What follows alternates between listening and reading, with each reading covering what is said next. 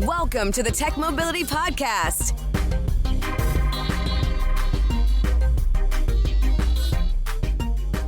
I'm Ken Chester.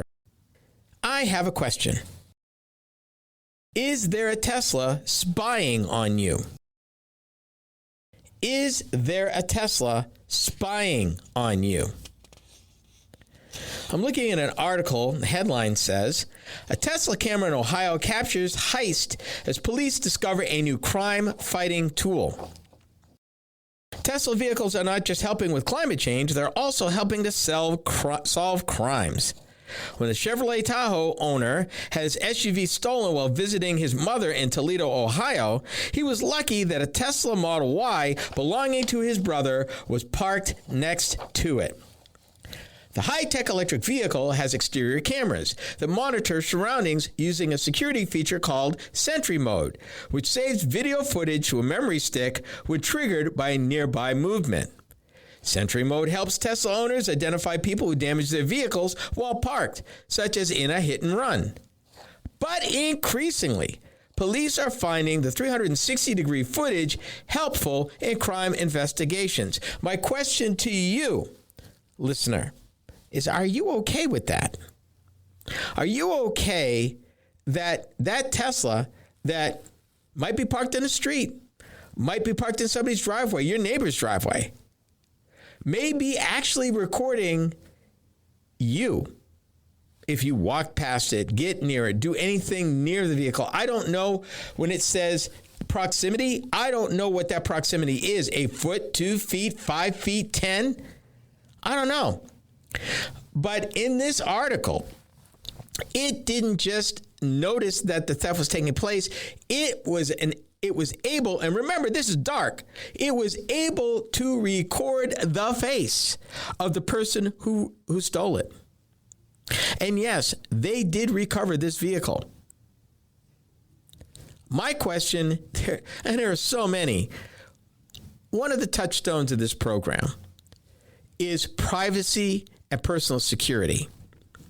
And I lament constantly how there is a lack of protections codified in state or federal law that protects the average American citizen from overreach by anybody wanting to survey on you. Your privacy should be your privacy. Yet, cities and towns got cameras all over the place. And now we've got vehicles like Tesla, and not just Tesla. There are other vehicles that have what we call surround view. What I don't know, and for the most part, the vehicles that I have reviewed down through the years with surround view do not operate if the vehicle's not on. The thing you need to remember about these Teslas is these cameras activate even if the vehicle is not running and the owner is not in it. Let that settle for a minute.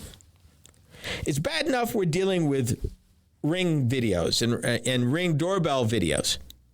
And okay, and I got a question either way, whether you're a Tesla owner or not. If your vehicle records a criminal act, regardless of who it is, one, are you obligated to surrender the information to the police? Or two, would you? Are you comfortable with this either kind of way? If you are a resident, I mean, Ring notwithstanding, there's pluses and minuses to that, but it's doing these stuff is doing a whole lot of recording of people minding their own business. So what protection do you have as a consumer, as a citizen, when you're getting recorded somewhere everywhere? And we talked about license plate readers that you didn't know nothing about, how different videos can capture information about you, minding your business, by the way, not doing anything illegal. But theoretically, there's enough information out there between speed cameras and red light cameras and vehicles like the Teslas to capture information about you and your daily goings-on. Are you okay with that? And if you're not okay with that, what would you propose we do about it? Me, I'm not comfortable at all. I'm a believer in, life, liberty, and the pursuit of happiness. and pray to be what they call a private citizen. The word private's there for a reason. Private citizen, minding my own business, being law-abiding. And if I am law-abiding, minding my business, then what is it to anybody else's business? Or why are you recording me anyway? I got a problem with that. Because anything that is often invented for good, particularly in the auto industry, particularly in tech, even though it may have been created with good intentions, it can be misused. And I'm reading this, and I understand that, and I need to add this too. Now, the cameras, the Tesla cameras, at this time I'm going to add, don't record audio, just video. But what's to stop them in the future? What's to stop them? There's no laws that say they can't, and there are no laws that say they can. But what's to stop them? I mean, I can reasonably argue both sides of this. One, that the audio might help if, in fact, somebody is damaging my car to recognize a voice or a noise or a vehicle or any other sounds associated with the act. Or if it's something nearby, to record it. Because in one other case that this article talks about, they actually had to subpoena the film from a Tesla for use in a murder investigation. Yikes. I don't know, because this still comes down to the same type of challenges with ring footage. Just because you have it, are you obligated to share it? And right now, I am assuming, because the article talks about in the case of the other Tesla, that a warrant had to be issued in order to seize the car, in order to get the video. So a court had to be involved. But right now, with no laws, what's to say that any video or audio that your vehicle records, or your Ring doorbell, for that matter, records, gets shared automatically with law enforcement? Now, I'm not saying that it is right now. But again, there are no protections as a private citizen.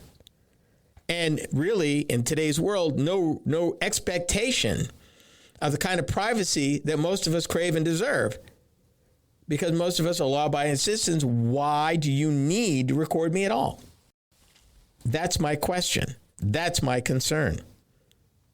I don't know, because there is no stated law. If I don't share it, do I have to? And what recourse does law enforcement have if they know that if I'm a Tesla owner and it was nearby?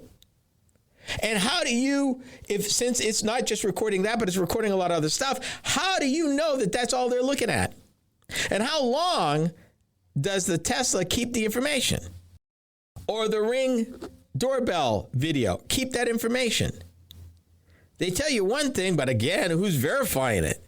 That they're actually not keeping it that long, or sharing it, or having a way to tap into it. The other company that's doing this right now is Rivian, and it's also using its cameras on its vehicles for driver assistance and security. It has something called Gear Guard, which features monitors surroundings and records video. And of course, the Rivian and the Tesla vehicles also have interior cameras.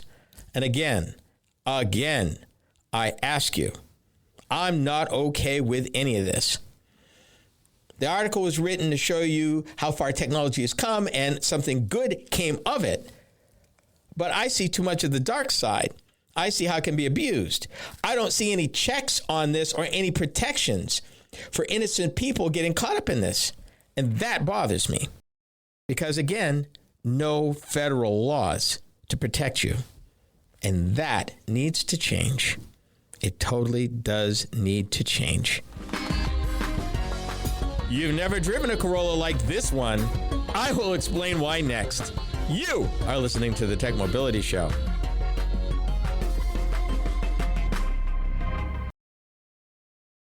Are you tired of juggling multiple apps and platforms for meetings, webinars, and staying connected? Look no further than AONmeetings.com, the all-in-one browser-based platform that does it all. With AON Meetings, you can effortlessly communicate with clients, host virtual meetings and webinars, and stay in touch with family and friends, all in one place and for one price. Here's the best part. You can enjoy a 30-day free trial. It's time to simplify your life and boost your productivity. AONmeetings.com, where innovation meets connection. Get started today and revolutionize the way you communicate. Social media is the main place to be these days, and we are no exception. I'm Ken Chester, the Tech Mobility Show. If you enjoy my program, then you will also enjoy my weekly Facebook videos. From my latest vehicle reviews to timely commentary of a variety of mobility and technology-related topics, these short features are designed to inform and delight you. Be sure to watch, like, and follow us on Facebook. You can find us by typing the Tech Mobility Show in the search bar. Be sure to subscribe to our Facebook page.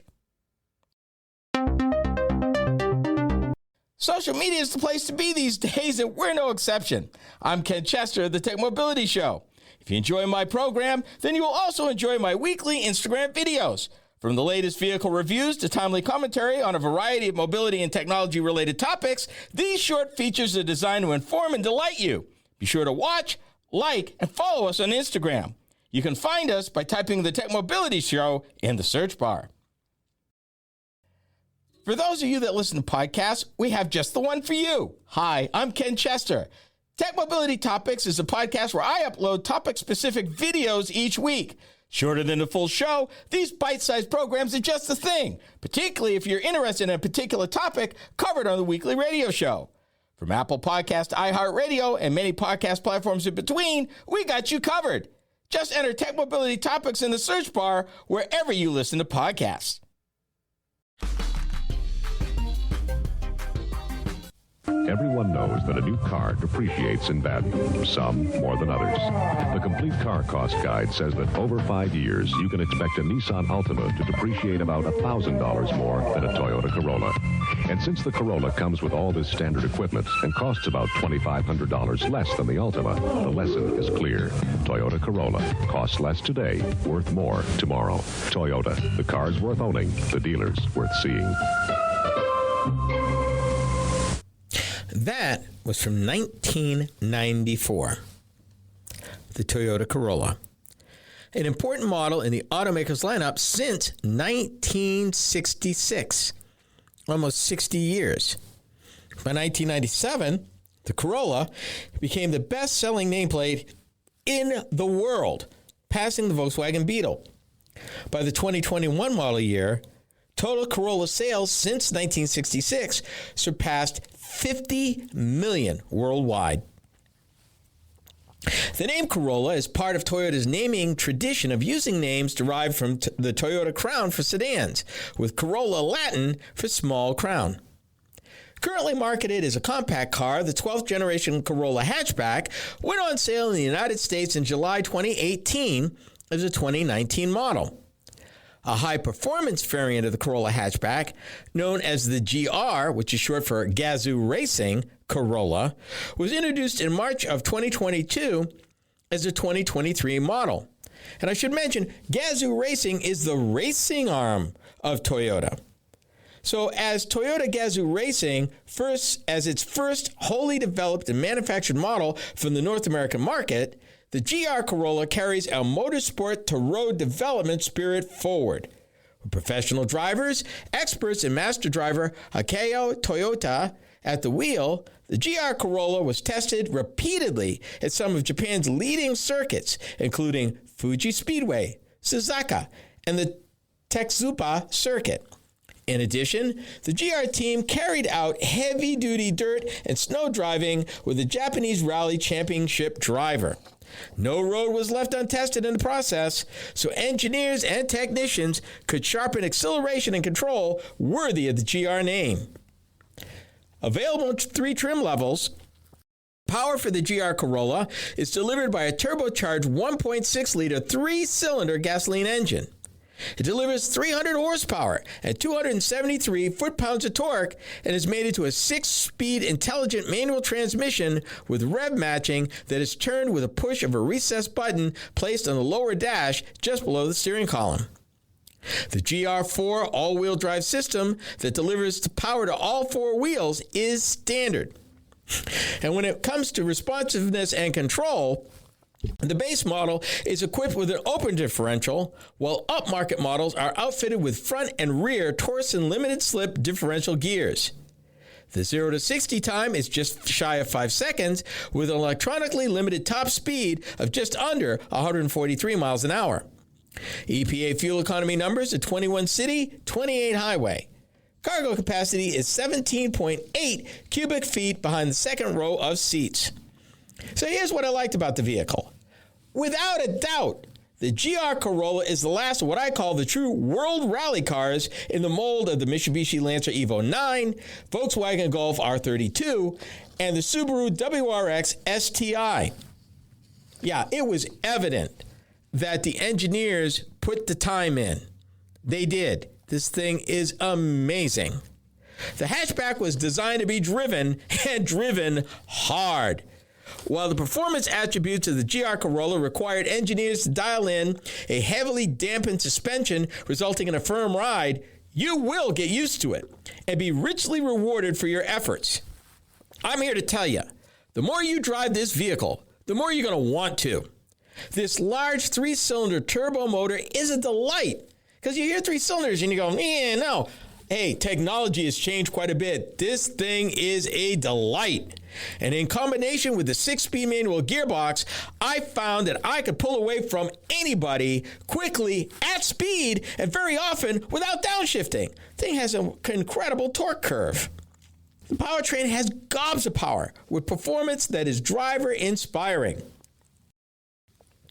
A unique power knob allows the driver to even change the front to rear all-wheel drive bias from the standard 60 front, 40 rear to 30 front, 70 rear.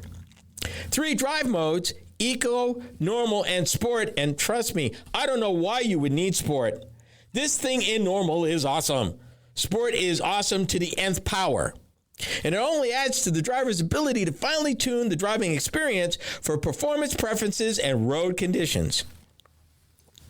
The GR Corolla's low vehicle height improves the center of gravity for optimum handling and control.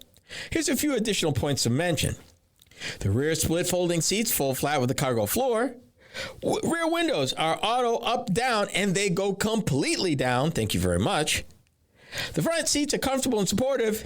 And finally, for this old Boy Scout, there's what I consider to be a very sophisticated 8-point compass display within the dashboard presentation, something that I don't get a chance to appreciate that often. So here's what I didn't like about the vehicle, and yes, even in the midst of all of this incredible motor vehicle goodness, I got a few things to fuss about. The high liftover into the cargo area, for example. No spare tire, and I wasn't sure if the Michelin Pilot Sports are run flats, although they are Z speed rated tires, meaning this thing has tires that will go the distance, performance tires. There's no head-up display, and it's really needed if you plan to drive this car the way the engineers intended. The passenger cabin floor is not flat. And there's only one USB port for rear seat occupants. I think that's a strange omission. So here's the bottom line. Over the course of a year, every year, for the last 30 plus, I get to drive a variety of vehicles, cars, pickup trucks, crossovers, SUVs, and minivans. And while there are plenty of excellent vehicles to choose from, and I can pick a lot, I cannot remember when I had this much fun behind the wheel. If I was to add one point of concern, it is because of its low center of gravity that driving even in a modest winter in the upper Midwest would be out of the question. But boy, what a wonderful 3-season car to have in your garage. And I was even okay with the attention-getting blue flame exterior color. And I'm not much for extreme colors, but I'm okay with it. I really love this car. If you love to drive, but you don't want to spend tons of money, and or you want a bulletproof ride that will give you years of enjoyment at a low operating cost, then the Toyota GR Corolla is your ride. Full stop. The manufacturer suggested retail price for the 2024 Toyota GR Corolla hatchback starts from $36,500 for the core trim, $40,320 for a premium, and $45,140 for the Circuit Edition. Destination charges add $1,135. MSRP is tested. 2024 GR Corolla Circuit Edition with the following extra cost options: carpeted floor mats, carpet cargo mat, door sill protectors, frameless HomeLink mirror. Total cost of the options came to $643. Total MSRP, including options and destination charges, came to $46,478. And I'm here to tell you, that's a steal. At that price, you will not get that kind of performance at that money for anything else. Why homeowners are giving up control of their thermostats. This is the Tech Mobility Show.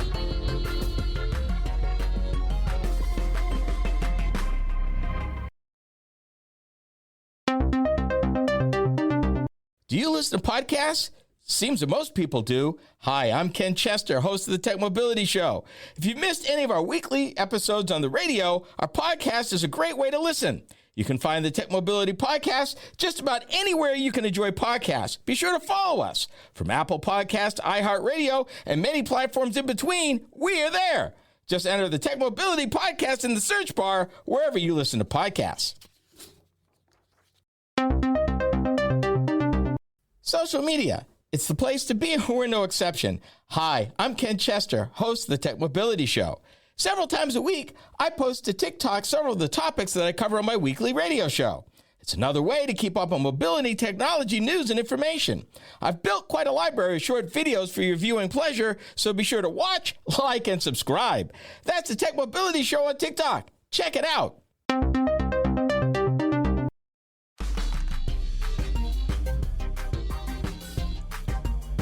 The added ability to balance electrical demand with available power generation. An opportunity to reduce a monthly electric bill by signing up for an energy saving program. This here is a win-win that promises to be the next frontier for electric utilities across the United States. This is topic B. So what's going on? Let me back up for a minute. Americans have been buying what they call smart thermostats. They've installed more than 25 million of them and are buying millions more each year. And this is according to the market research firm S&P Global Market Intelligence. Since these devices control heating and cooling, that makes up most of the average U.S. household's energy use, according to the Energy Information Administration.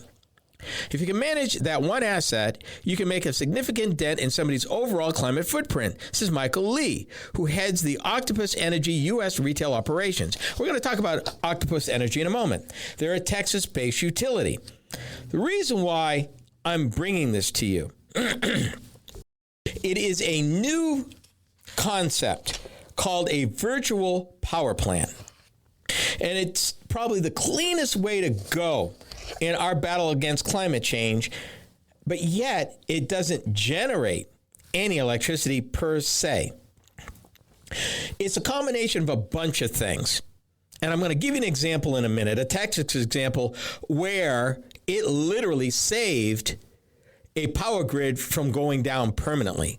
And no, I'm not talking about the freeze back a few years ago. I'm talking about last summer.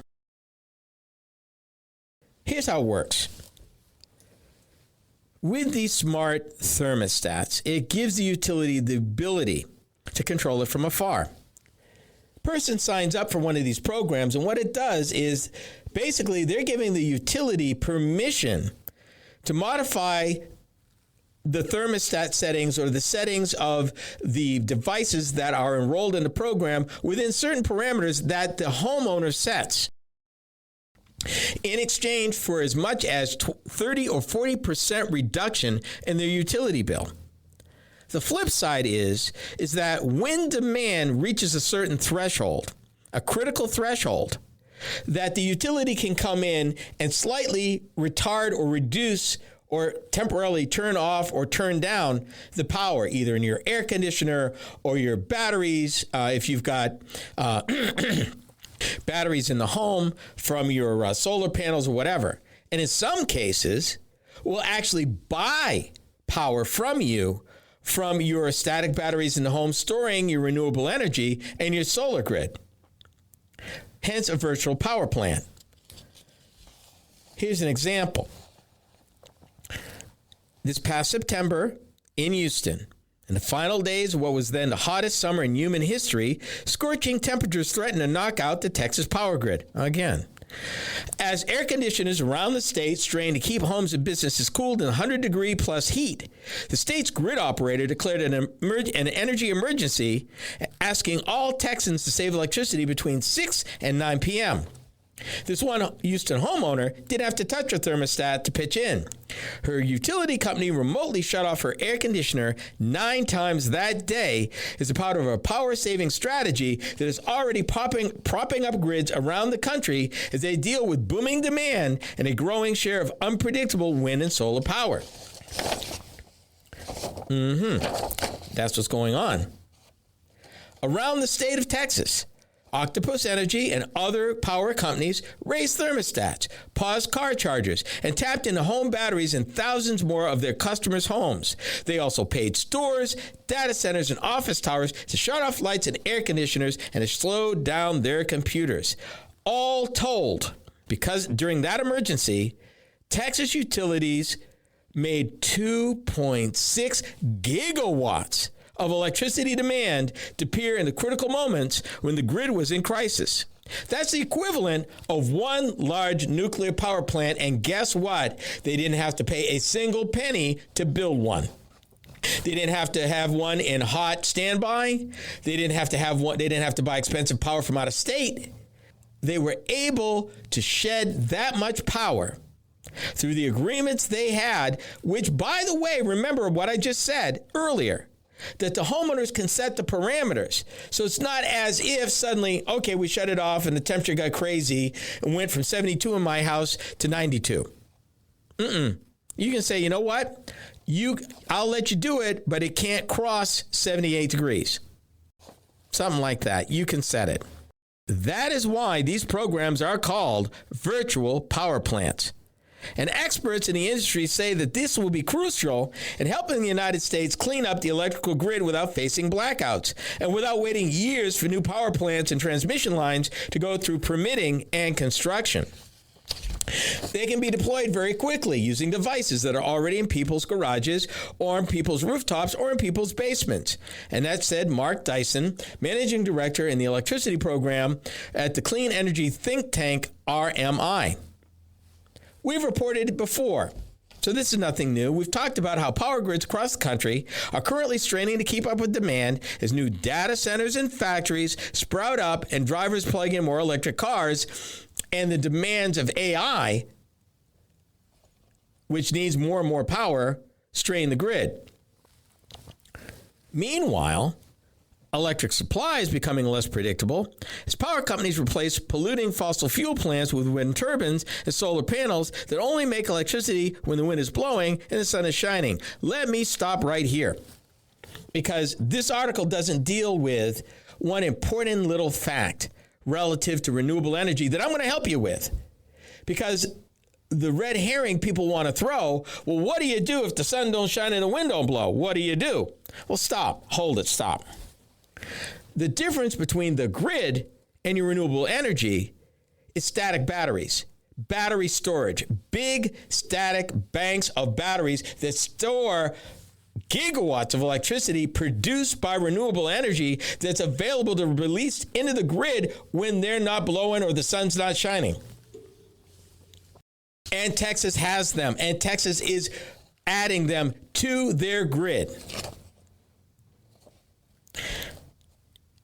Something I want you to know that I did not realize.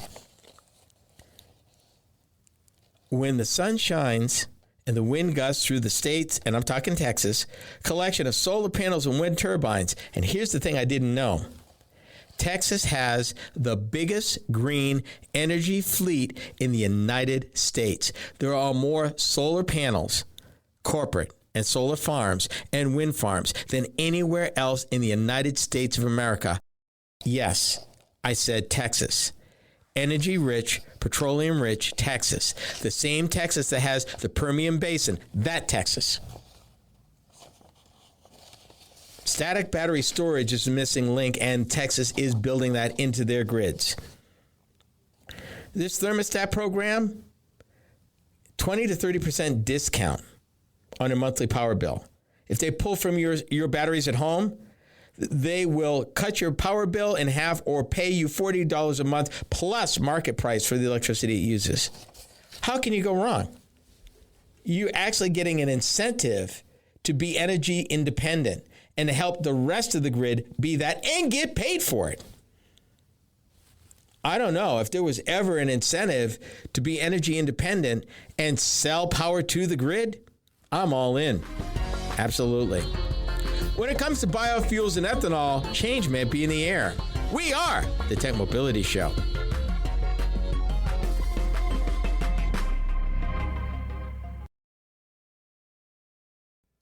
To learn more about the Tech Mobility Show, start by visiting our website. Hi, I'm Ken Chester, host of the Tech Mobility Show. The website is a treasure trove of information about me and the show, as well as where to find it on the radio across the country.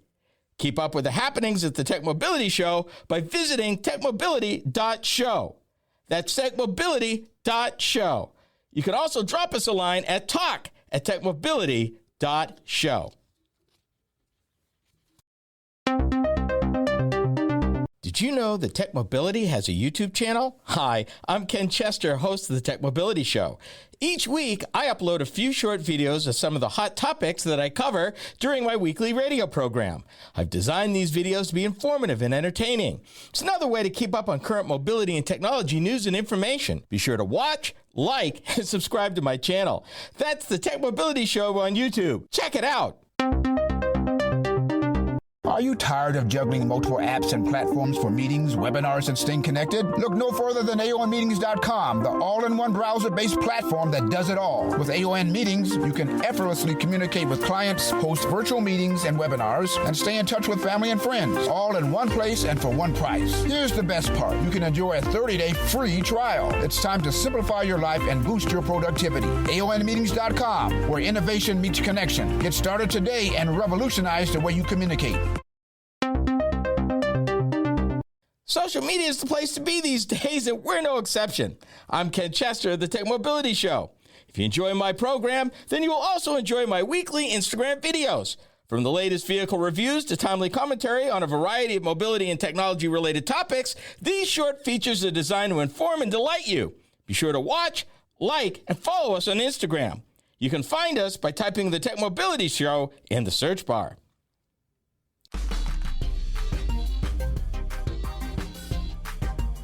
Is the Renewable Fuel Standard, better known as RFS, at risk as a result of the changing priorities of the incoming administration?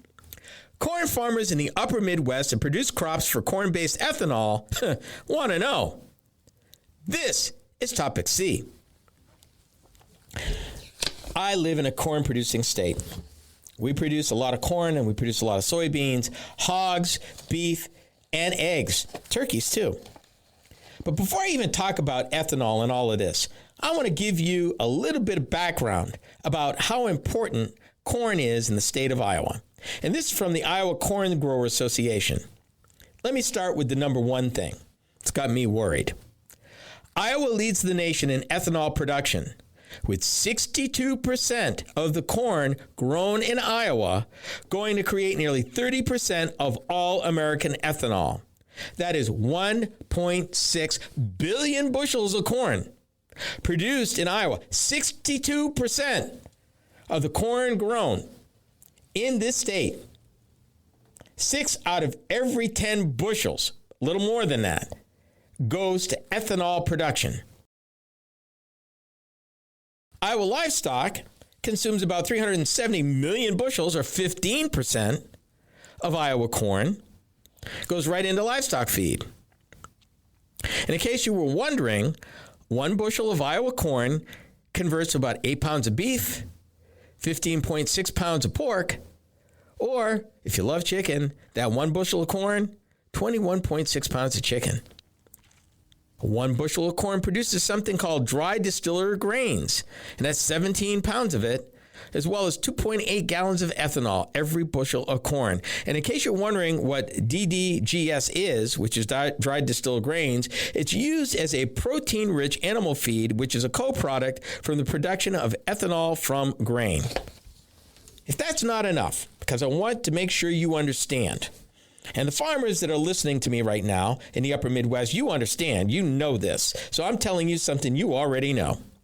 In the state of Iowa, in the state and where I am broadcasting from, there are 42 ethanol plants, both dry and wet milling ethanol plants. 42 that take that 62% of the corn and turns it into ethanol. What you may not realize, if you're not on the farm or you're not associated in agriculture, you may not realize since about 2005, the amount of ethanol created and blended into gasoline is governed by a federal standard known as the Renewable Fuels Standard. It is controlled by the Federal Environmental Protection Agency, and every year, in accordance with that law that was passed by Congress back in 2005, they determine how many million gallons of ethanol need to be blended into gasoline. The primary advantage, other than being a renewable source, which ethanol is, and other than the fact that it does help vehicles run cooler, is it lowers the amount of pollution emitted when gasoline is burned.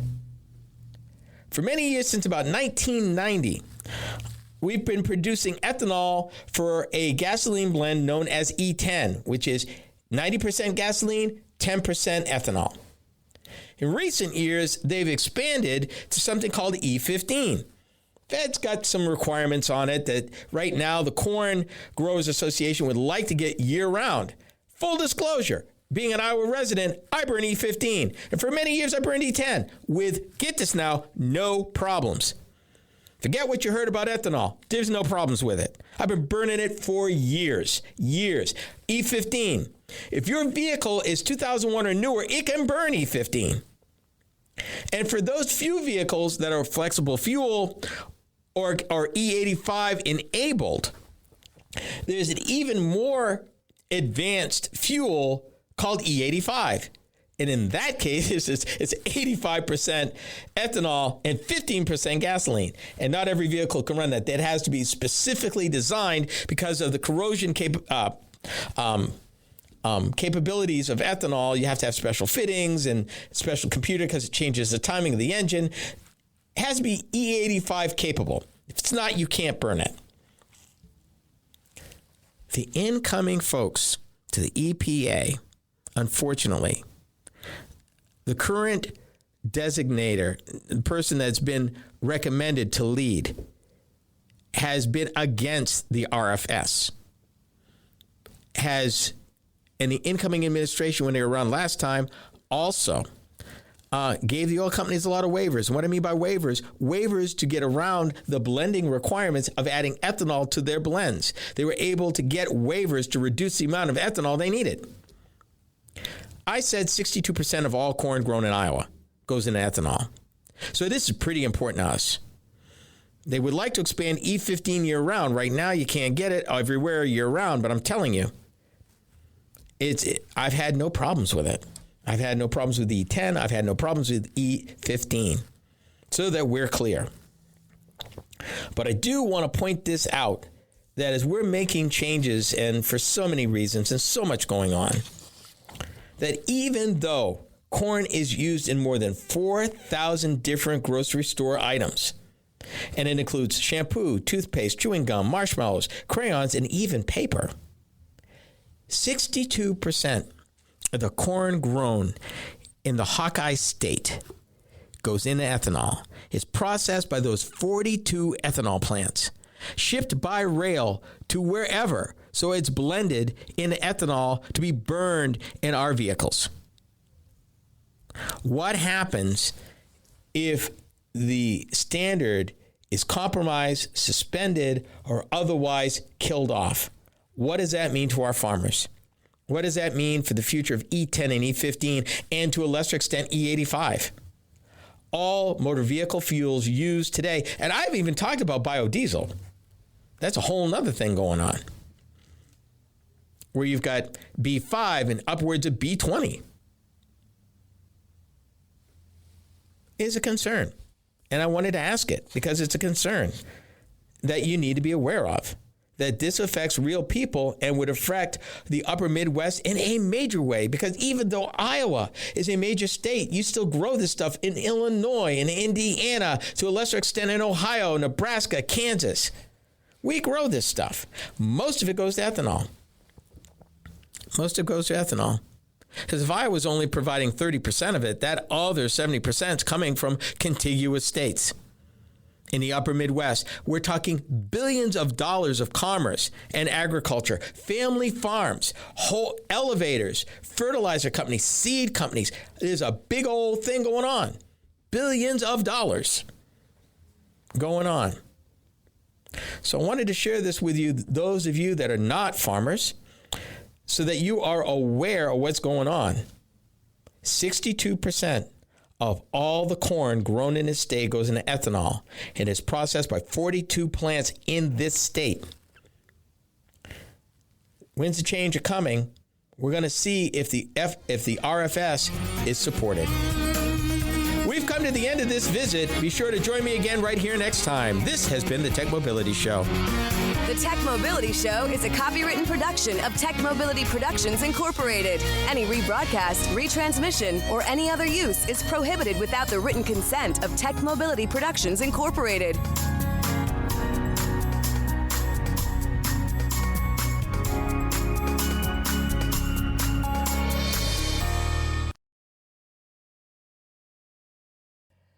For those of you that listen to podcasts, we have just the one for you. Hi, I'm Ken Chester. Tech Mobility Topics is a podcast where I upload topic-specific videos each week. Shorter than the full show, these bite-sized programs are just the thing, particularly if you're interested in a particular topic covered on the weekly radio show. From Apple Podcasts to iHeartRadio and many podcast platforms in between, we got you covered. Just enter Tech Mobility Topics in the search bar wherever you listen to podcasts. Social media. It's the place to be, and we're no exception. Hi, I'm Ken Chester, host of the Tech Mobility Show. Several times a week, I post to TikTok several of the topics that I cover on my weekly radio show. It's another way to keep up on mobility, technology, news, and information. I've built quite a library of short videos for your viewing pleasure, so be sure to watch, like, and subscribe. That's the Tech Mobility Show on TikTok. Check it out. To learn more about the Tech Mobility Show, start by visiting our website. Hi, I'm Ken Chester, host of the Tech Mobility Show. The website is a treasure trove of information about me and the show, as well as where to find it on the radio across the country. Keep up with the happenings at the Tech Mobility Show by visiting techmobility.show. That's techmobility.show. You can also drop us a line at talk@techmobility.show. Do you listen to podcasts? Seems that most people do. Hi, I'm Ken Chester, host of the Tech Mobility Show. If you missed any of our weekly episodes on the radio, our podcast is a great way to listen. You can find the Tech Mobility Podcast just about anywhere you can enjoy podcasts. Be sure to follow us. From Apple Podcasts to iHeartRadio and many platforms in between, we are there. Just enter the Tech Mobility Podcast in the search bar wherever you listen to podcasts.